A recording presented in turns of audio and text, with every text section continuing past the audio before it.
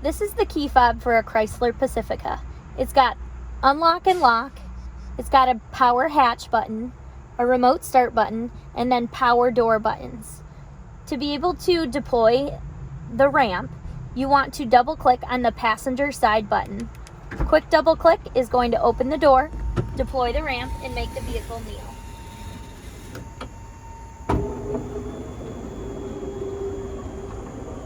With a Chrysler Pacifica, it has a keyless start. As long as the key is in the vehicle, you can push and hold the brake and then push the engine start button to start the vehicle.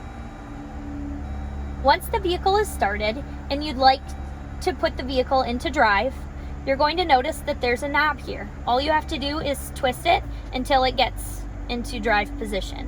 When you're ready to put it in park, you're going to twist it back to P.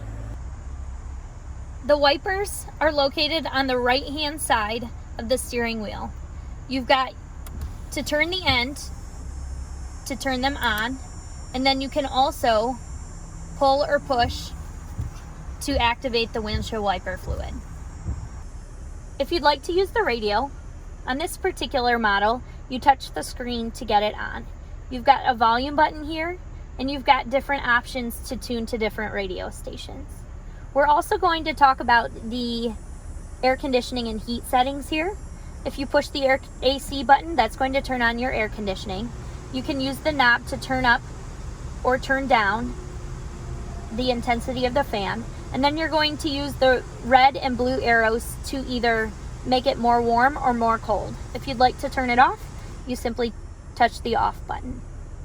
On the left-hand side of the steering wheel, you're going to see the light choices.